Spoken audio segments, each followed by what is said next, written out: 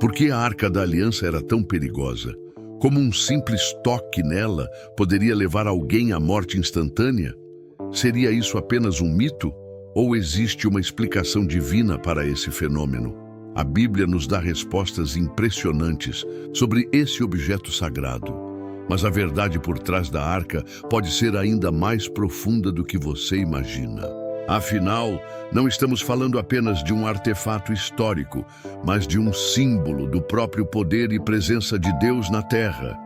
E se eu te dissesse que o desaparecimento da arca não foi um acidente, mas parte de um plano divino?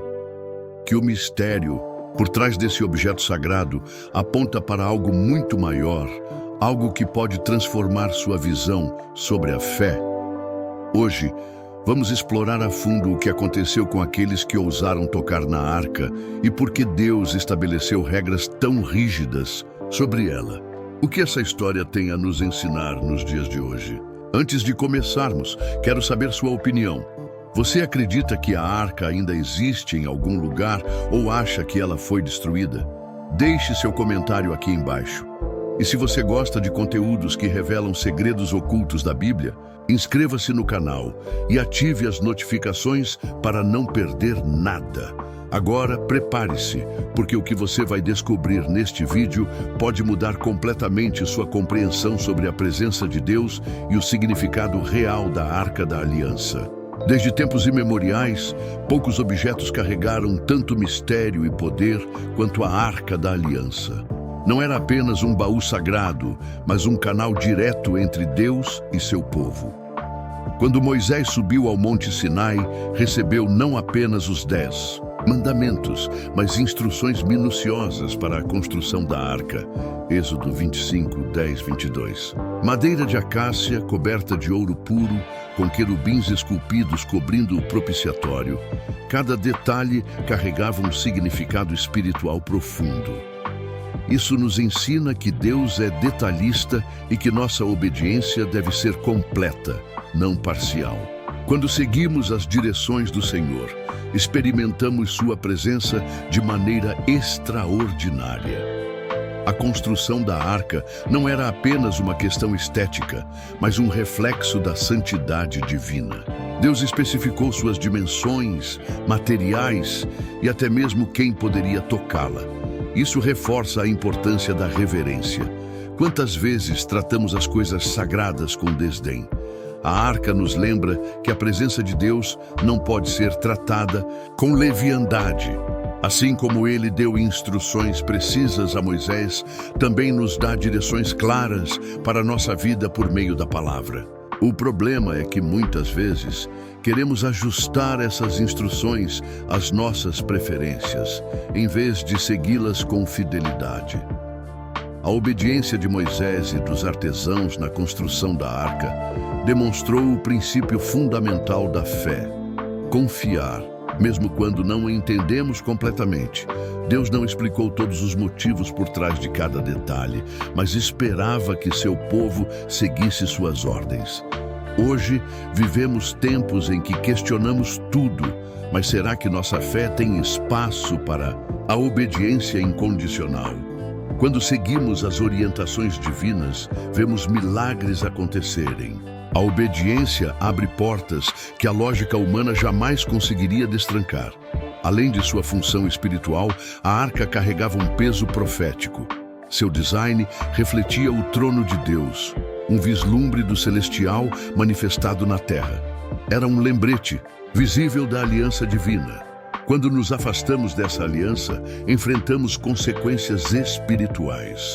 Mas quando escolhemos caminhar nos caminhos de Deus, sua presença se manifesta de maneira poderosa em nossa vida. A construção da arca era mais do que um projeto, era um símbolo do relacionamento entre Criador e criação, um convite para permanecermos próximos dele. E essa proximidade exigia santidade. A arca não era um amuleto mágico, mas um objeto que exigia pureza.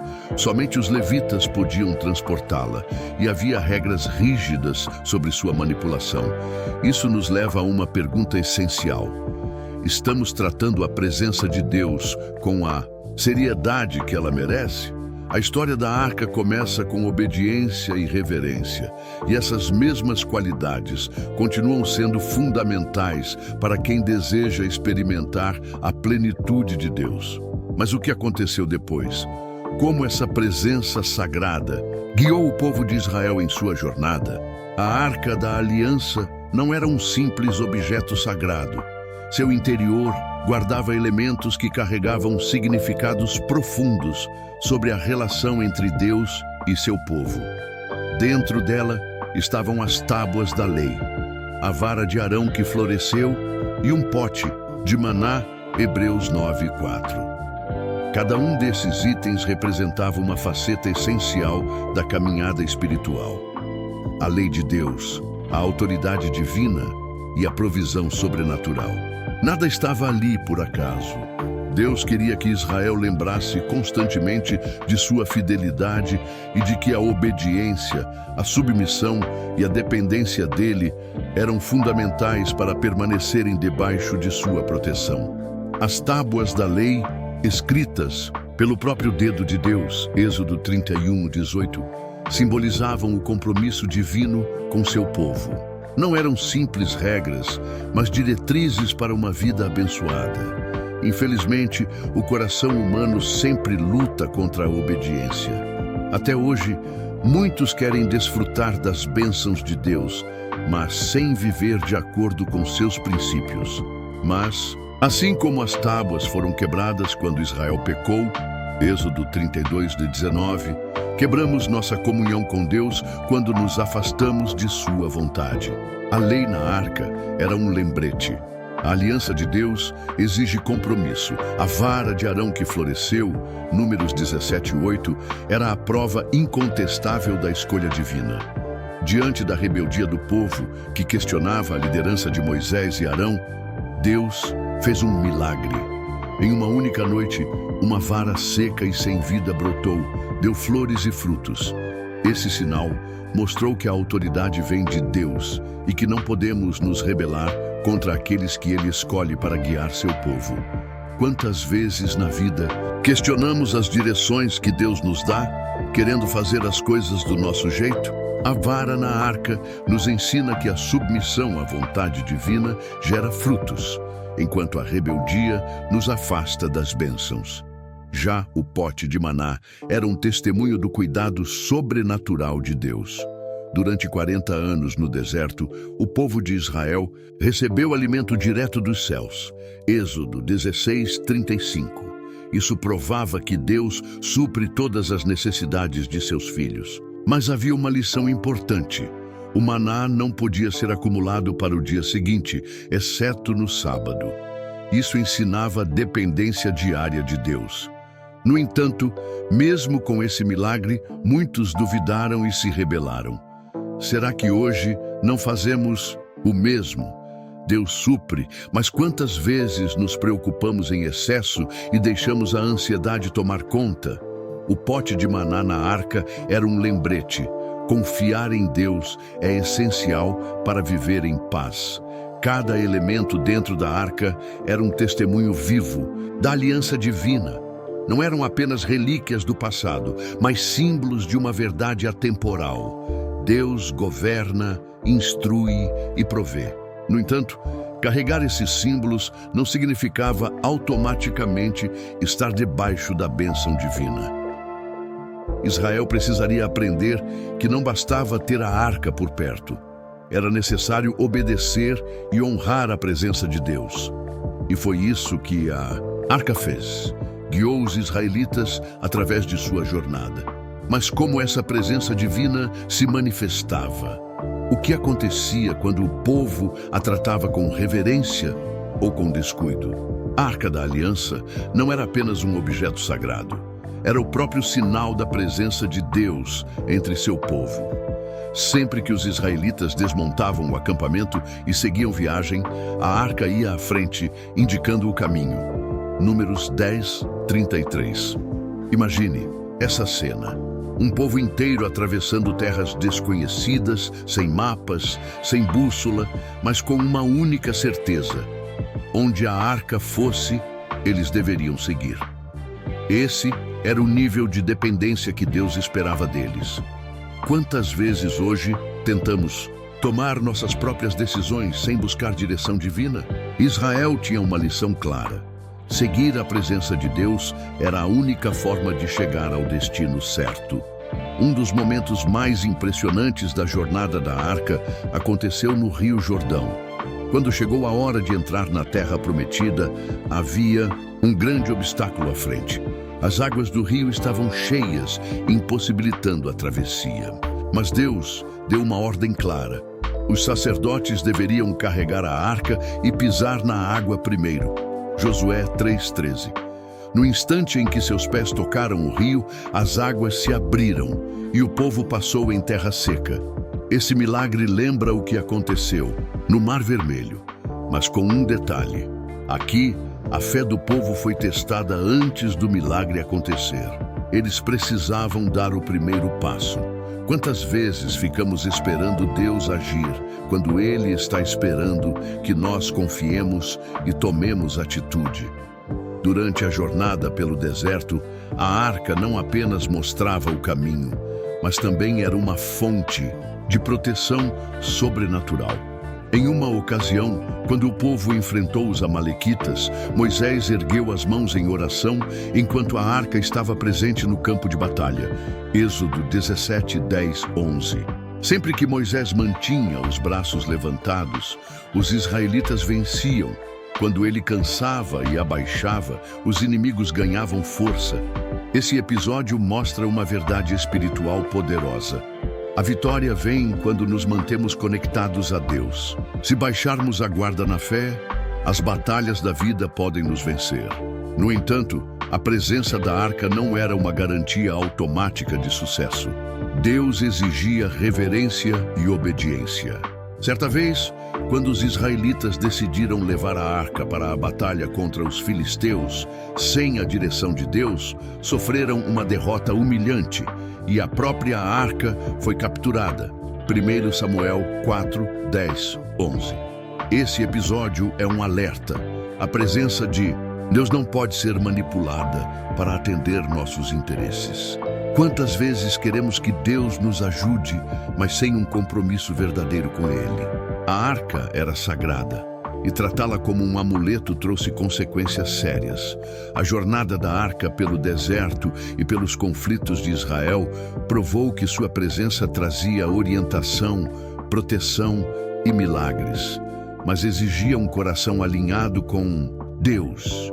Não bastava carregá-la, era necessário viver conforme os princípios que ela representava.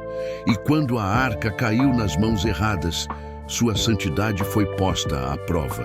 O que aconteceu quando os filisteus tomaram posse dela? Como Deus mostrou que sua presença não podia ser desrespeitada. Essa história surpreendente nos ensina lições poderosas sobre temor e reverência ao sagrado. A derrota de Israel diante dos filisteus foi um momento sombrio, mas pior do que perder a batalha foi perder a arca da aliança. Os israelitas haviam se afastado de Deus e, em vez de buscarem arrependimento, tentaram usar a arca como um amuleto para garantir a vitória. 1 Samuel 4:3. Sem consultar ao Senhor, decidiram levá-la ao campo de batalha, achando que sua presença garantiria o triunfo. No entanto, Deus não pode ser manipulado. O exército foi derrotado e a arca foi capturada. Esse evento trágico revelou uma verdade dura, mas necessária.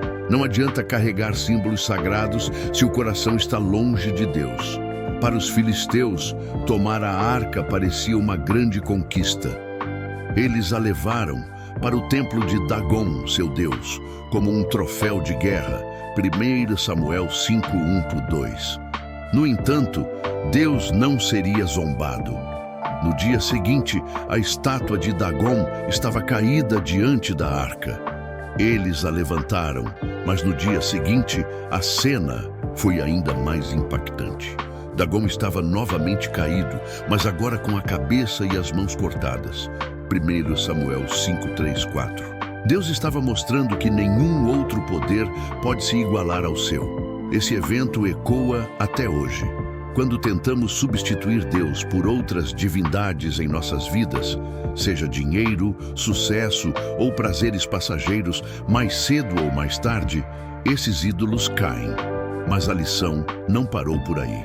Depois que a arca foi levada, uma série de pragas atingiu os filisteus.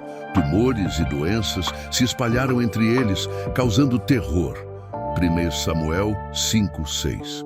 Eles tentaram transferir a arca de cidade em cidade, mas onde quer que ela fosse, o sofrimento os acompanhava. Finalmente, perceberam que estavam lidando com algo além de seu entendimento. Então, decidiram devolver a arca a Israel, enviando-a sobre um carro de bois junto com ofertas de ouro, na esperança de aplacar a ira divina. 1 Samuel 6, 7, 8. Essa história deixa claro que a presença de Deus é poderosa e deve ser respeitada. Quando a arca finalmente retornou a Israel, um acontecimento alarmante reforçou ainda mais esse princípio. Alguns homens de Bet-Semes, curiosos, resolveram olhar dentro da arca, algo que Deus havia proibido expressamente. O resultado foi catastrófico. Cerca de 70 deles morreram instantaneamente. 1 Samuel 6,19. Esse episódio reforça um princípio que muitas vezes esquecemos. A santidade de Deus não pode ser tratada com leviandade.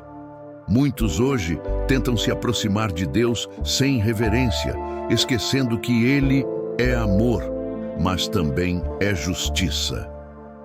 A captura e devolução da arca mostram que a presença de Deus não pode ser manipulada ou usada para atender aos desejos humanos. Tanto israelitas quanto filisteus tentaram tratá-la como um objeto comum, e ambos sofreram as consequências. No entanto, a história da arca não termina aí. Após esse episódio, Israel começou a entender que a presença divina exigia mais do que sacrifícios e símbolos sagrados. Exigia um coração alinhado com Deus. E foi assim que Davi, tempos depois, decidiu trazer a arca de volta a Jerusalém. Mas essa jornada não seria simples e nos ensinaria ainda mais sobre obediência, reverência e adoração verdadeira. Após anos de incerteza e temor em relação à Arca da Aliança, Davi entendeu que ela precisava ter um lugar definitivo. Ele sabia que a presença de Deus deveria ser o centro da vida de Israel e, por isso, decidiu trazer a arca para Jerusalém, estabelecendo a cidade como o coração espiritual do povo de Deus. 2 Samuel 6, 1, 2. Mas esse retorno não seria simples. Antes de tudo, Davi precisaria aprender uma lição valiosa sobre reverência e obediência. Afinal, não bastava ter boas intenções. Era necessário seguir as ordens divinas. Quantas vezes queremos fazer o certo, mas do nosso jeito, sem considerar o que Deus realmente deseja? Davi organizou uma grande celebração para levar a arca, com músicos, danças e um cortejo de honra. No entanto, cometeram um erro grave. Em vez de carregá-la como Deus havia ordenado, nos ombros dos levitas, colocaram-na sobre um carro de bois, imitando os filisteus. 2 Samuel 6, 3, 4. O resultado foi trágico. No caminho, os bois tropeçaram, e Uzá, um dos condutores do carro, tocou na arca para impedi-la de cair. No mesmo instante, foi fulminado pela ira de Deus. 2 Samuel 6, 6, 7. O que parecia um ato inocente revelou uma verdade séria. Deus é santo, e sua presença deve ser tratada com extrema reverência. Esse evento abalou Davi. Ele ficou com medo e interrompeu a jornada da arca, deixando-a na casa de Obed-Edom. 2 Samuel 6:10. Mas para sua surpresa, em vez de trazer juízo, a presença da arca trouxe bênçãos para aquela casa. Isso mostrou a Davi que a presença de Deus não era motivo de temor para quem o honrava corretamente. 3 meses depois, mais preparado e com maior entendimento, Davi retomou sua missão, mas agora com respeito absoluto pelas ordens divinas. Ele ordenou que os levitas a carregassem nos ombros, conforme Deus havia determinado desde o princípio. 1 Crônicas 15:15. Quando a arca finalmente chegou a Jerusalém, Davi expressou sua alegria de uma forma incomum. Dançou diante do Senhor, com todas as suas forças, sem se importar com sua posição de rei. 2 Samuel 6:14. Esse ato simbolizava que diante de Deus não há títulos ou status. Todos são servos chamados a adorar com liberdade. No entanto, Mical, sua esposa, desprezou sua atitude, achando que ele estava se humilhando diante do povo. 2 Samuel 6:16. Mas Davi respondeu algo poderoso. Diante do Senhor me alegrarei. 2 Samuel 6:21. Sua dança não era para os homens, mas para Deus. Isso nos ensina que nossa adoração não deve ser refém da opinião dos outros. A chegada da arca a Jerusalém marcou um novo tempo para Israel. A cidade se tornou o centro da adoração a Deus e um desejo nasceu no coração de Davi: construir um templo onde a arca pudesse permanecer definitivamente. Mas essa missão não caberia a ele, e sim a seu filho, Salomão. O que aconteceria? A seguir, mudaria a história da fé israelita e deixaria um legado que ecoa até hoje. A chegada da arca a Jerusalém foi um marco espiritual para Israel. Mas Davi sabia que ainda havia algo maior a ser feito.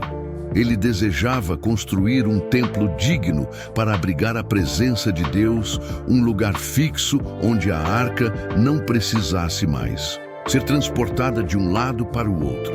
No entanto, Deus não permitiu que Davi realizasse essa obra, pois suas mãos estavam manchadas de sangue devido às muitas batalhas que travou. 1 Crônicas 28:3. Em vez disso, a missão de erguer o templo foi entregue a seu filho Salomão, que governaria um período de paz e prosperidade. Isso nos ensina algo profundo. Nem sempre veremos a realização dos sonhos que Deus coloca em nosso coração, mas podemos preparar o caminho para que outros os cumpram. Quando Salomão assumiu o trono, ele entendeu que sua maior responsabilidade era edificar a casa do Senhor. O templo não poderia ser apenas uma construção grandiosa, mas um símbolo do compromisso eterno de Israel com Deus. E assim, com materiais preciosos, madeira de cedro e ouro puro, ele ergueu a maior obra já vista em sua época. 1 Reis 6:14-22. Cada detalhe do templo tinha um significado espiritual. E no centro de tudo estava o Santo dos Santos, o lugar mais sagrado, onde a Arca da Aliança seria colocada. Ali, entre os querubins esculpidos, a presença de Deus habitava de maneira especial. O momento mais impactante foi quando a arca finalmente foi levada ao templo. Os sacerdotes e levitas a carregaram com extrema reverência, seguindo todas as instruções divinas. Quando a colocaram no Santo dos Santos e saíram do recinto, algo sobrenatural aconteceu. Uma nuvem de glória encheu o templo, a ponto de os sacerdotes não conseguirem permanecer de pé para ministrar. 1 Reis 8, 10, 11. Era a manifestação da presença de Deus, confirmando que aquele era o lugar que ele havia escolhido para habitar. Esse evento reforça que quando algo é feito segundo a vontade de Deus, sua presença se manifesta de forma poderosa. Diante desse sinal divino, Salomão fez uma oração memorável, dedicando o templo ao Senhor. Ele reconheceu que nenhum prédio poderia conter a grandeza de Deus, mas pediu que aquele lugar fosse um ponto de conexão entre o céu e a terra, onde o povo pudesse buscar perdão, orientação e bênçãos. 1 Reis 8, 27 e 30. Esse princípio continua valendo hoje. Deus não está preso a construções, mas os lugares de adoração são importantes como ambientes de comunhão e entrega espiritual. Quando nos reunimos para buscar a Deus de coração sincero, sua presença se faz real. Porém, a história da arca dentro do Templo de Salomão ainda guardava um mistério. Com o passar dos séculos, o destino da arca começou a se tornar incerto. Após a destruição do templo pelos babilônios, a arca desapareceu da narrativa bíblica. Onde ela foi parar? O que seu desaparecimento significava espiritualmente?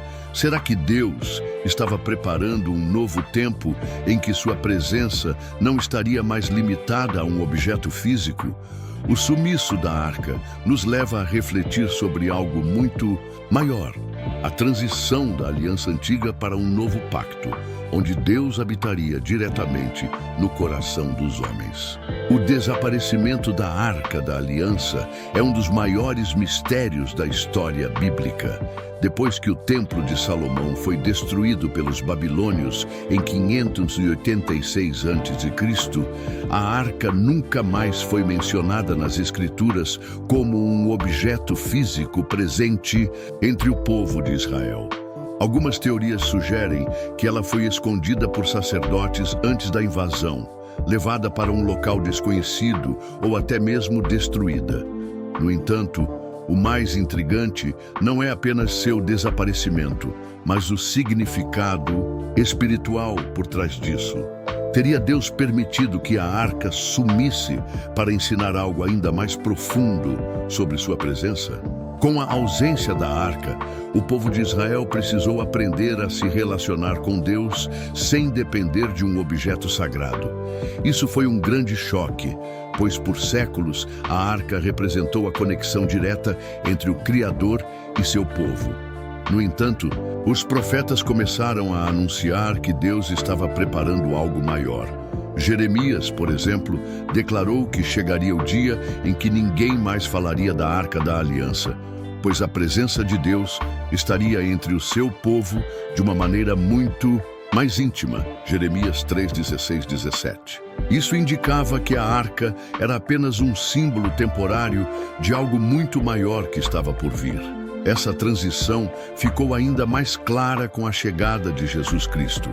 Ele não apenas revelou a plenitude da presença de Deus entre os homens, mas também estabeleceu um novo pacto, no qual não precisaríamos mais de um objeto físico para nos conectar com o Pai. O próprio Jesus é chamado de Emanuel, que significa Deus conosco. Mateus 1:23. Além disso, ele disse que após sua ressurreição, enviaria o Espírito Santo para habitar dentro de cada crente. João 14:16, 17. Ou seja, a presença de Deus não estaria mais restrita ao Santo dos Santos ou a um artefato sagrado, mas viveria dentro daqueles que o seguem. O sumiço da arca marca um ponto de virada na fé. No passado, a presença de Deus se manifestava em locais específicos, como o tabernáculo e o templo. Mas, no novo pacto, o próprio coração do crente se tornou o templo do Espírito Santo. 1 Coríntios 6:19. Isso significa que a glória, que antes se manifestava sobre a arca, agora pode se manifestar dentro de nós. No Antigo Testamento, apenas os sacerdotes podiam se aproximar da arca. Hoje, qualquer pessoa que crê em Cristo tem acesso direto a Deus. Isso mostra que a aliança não desapareceu, mas foi elevada a um nível ainda mais profundo. O destino da arca continua um mistério, mas sua mensagem permanece clara. Deus não está preso a objetos ou locais físicos. Ele deseja estar presente na vida daqueles que o buscam em espírito e em verdade. Muitos ainda procuram pela arca como se ela fosse a chave para um grande poder, mas a verdadeira revelação já foi dada. A presença de Deus está acessível a todos que creem. O que antes era um segredo guardado dentro de um baú sagrado agora se tornou uma realidade viva em Cristo. Mas se a presença de Deus é tão acessível, por que ainda há tantas pessoas que vivem distantes dele? A resposta para essa pergunta nos leva a uma reflexão ainda mais profunda. Agora que você conhece o mistério por trás da Arca da Aliança, quero saber, o que mais te chamou a atenção nessa história? Você acredita que a arca ainda está escondida em algum lugar ou acha que Deus permitiu seu desaparecimento para nos ensinar algo maior? Deixe seu comentário aqui embaixo, eu quero muito saber sua opinião. Se este vídeo te trouxe uma nova perspectiva sobre a presença de Deus, não se esqueça de deixar o seu like e compartilhar com alguém que também precisa conhecer essa verdade. E claro, se ainda não é inscrito no canal, aproveite para se inscrever agora e ativar as notificações. Aqui, sempre exploramos os segredos mais profundos da Bíblia e você não vai querer perder os próximos conteúdos. E se você quer continuar essa jornada de conhecimento, clique no vídeo que está aparecendo aqui na tela agora mesmo. Lá, vamos mergulhar ainda mais fundo nos mistérios ocultos das Escrituras. Que Deus te abençoe e até o próximo vídeo.